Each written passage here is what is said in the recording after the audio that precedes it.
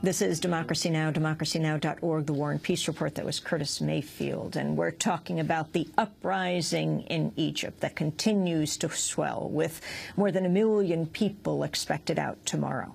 Joining us here in New York, Bill Hartung. He is director of the Arms and Security Initiative at the New America Foundation's closely examined how the United States has propped up the flagging Mubarak regime, largely with military aid. William Hartung's author of Prophets of War, Lockheed Martin and the Making of the Military-Industrial Complex. Can you lay out for us, when we say tens of billions of dollars has been given to the regime, one of the highest recipients of foreign aid in the world behind Israel, actually, that money doesn't necessarily go to Egypt, right? It goes to U.S. military contractors. It's a form of corporate welfare for companies like Lockheed Martin and General Dynamics, because it goes to Egypt and then it comes back for F-16 aircraft, for M1 tanks, for aircraft engines, for all kinds of missiles, for guns, for tear gas canisters, as was discussed, a company called Combined Systems International, which actually has its name on the side of the canisters that have been found in the streets there. So these companies, for example, Lockheed Martin has been a leader in deals worth $3.8 billion over that period of the last 10 years. General Dynamics, $2.5 billion for tanks. Boeing, $1.7 billion for missiles, for helicopters. Raytheon for all manner of missiles for the armed forces. So basically, this is a key element in propping up the regime, but a lot of the money, as you said, and Juan Cole mentioned on this program, is basically recycled. Taxpayers could just as easily be giving it directly to Lockheed Martin or General Dynamics. So the U.S. has tremendous power, wields tremendous power here, right? And I want to also put this question to Professor Shehata, and that is the issue of U.S. law. I mean, I remember well in covering the Indonesian occupation of East Timor that the issue for Indonesia when they invaded this, one of the worst genocides of the 20th century, was to get the approval of the United States, because otherwise the U.S. would cut off aid. You can't use U.S. weapons for offensive acts. At least that's the law. And they illegally invaded East Timor.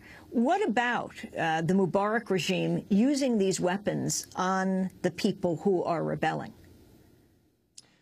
Right. I mean, it's a very important and timely question. I should just add that those planes that were flying over Tahrir Square, flying low over the thousands of peaceful protesters in the center of Cairo yesterday, appeared to be F-16s made in the United States of America. And the tanks on the streets in Egypt and Cairo and Alexandria and other cities are either Abrams tanks or tanks that are American, tanks, but made in Egypt. There's an agreement that that could take place.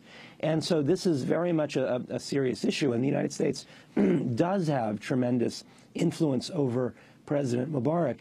It doesn't seem like he's listening to the calibrated change in statements coming out of Washington, because it seems now in the diplomatic language that's been used that the United States is saying it wants a peaceful transition. They haven't said explicitly, and governments don't say this, Mubarak has to leave right now. But I think that's the implication. I certainly don't think it's gone far enough. But right now it doesn't seem like Mr. Mubarak is really listening or understands the severity of the situation, or is just incredibly stubborn and wants to hold on until the last minute. So the military weapons that are going, Bill Hartung, the support that goes to U.S. corporations, they won't be pleased with cutting off aid to Egypt because it's actually going to them. Exactly, because they don't know what a new regime will want to do. Will they want to maintain that huge armed forces that was made in the USA? How might they use those in defense of the country? So it's unlikely, if you had a new regime, that they would come in for big multi-billion-dollar deals for a bloated military when there's needs for their own people.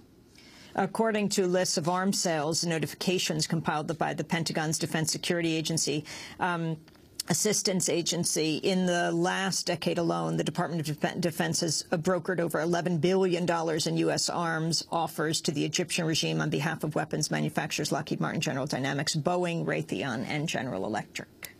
And that's just the last little while. In fact, Mubarak has been getting $1.3 billion per year like clockwork since the beginning of his regime. So that's about $40 billion, that a lot of which has gone to these companies. So they, of course, They've met with lobbyists, they've met with Egypt. Over the years, they've tried to keep the United States in good terms with Egypt because they profit from this relationship.